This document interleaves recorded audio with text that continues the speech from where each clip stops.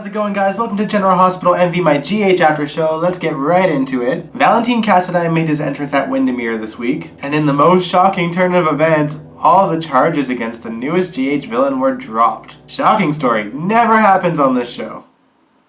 So apparently Laura cannot sell the house because Valentin owns it due to Nicholas signing it away, even though it was unwillingly. He actually recruits Alexis to work for him. She takes him up on his offer because he made a deal that if she can prove that he legally does not own that house, he would leave Port Charles. And she did because the documents weren't notarized. But he hands her a new document that is all in Greek, so she has to translate it, and I'm pretty sure it's probably going to prove that he really does own the property and yada yada yada. Another villain stays in town. Something that happened at Windermere though is that he kind of twinged when Anna Devane's name was mentioned to him. This happened shortly after Anna had seen a picture of him and just swore that he looks familiar. Later on this past week, Anna and Valentin came face to face. She kind of just confronted him. Basically told him, if you do harm to my city, I will do harm to you. She actually hit a nerve when she talked to him. He clearly has daddy issues. But what was even more shocking is that once she left, he goes to his safe and pulls out an old picture of her from the 1980s. And on Tumblr I was like, wouldn't it be funny if that was Faison in a mask?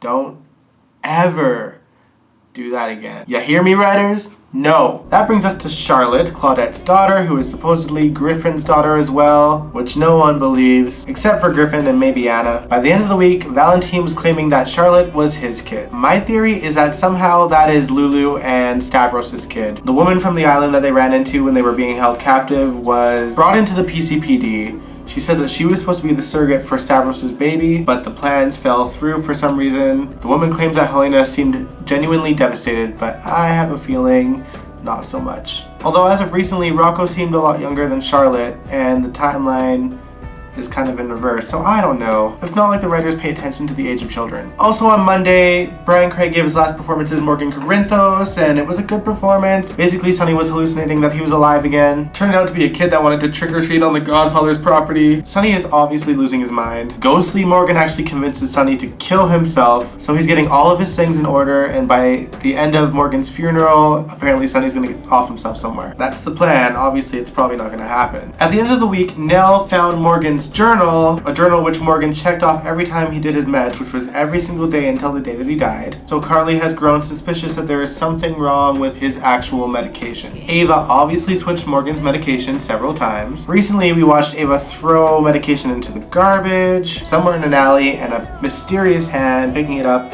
and out of the trash. At the end of this week, she got a text message that said, I know what you did to Morgan. She's obviously running scared. Judging by the previews from Monday's episode, it could be Lucy. Why? Kind of an odd thing to make her do. Meanwhile, a lot of people are trying to find out whether Sonny planted the bomb or not. First person being Curtis. He was working for Julian to try to find out if Sonny planted the bomb. He managed to get a hold of the PCPD's file on Morgan Corinthos' case. It fell on the floor and he took some photos. Valerie discovered those photos and dumped his ass. Jordan then reamed him out. There is some fire sparking between those two, let me tell you. Anyway, Jason and Sam are also looking into the car bombing. They waited in the alley for the man that abandoned Julian's car. Sam did the groundwork, which is interesting because she had just gotten out of the hospital after having random stomach pains. Not that I'm complaining, because this is the kind of JaSam that I like to see. This is the most exciting they've been in a while, I'm not gonna lie. I'm a JaSam fan, but I miss my Bonnie or Clyde ride and died JaSam, you know? And this was a glimpse of it. Are you trying to intimidate me? No, I would never do that. That's Jason's job. Right, honey? Hey, sugar. No problem. Nothing, Daniel. Bye.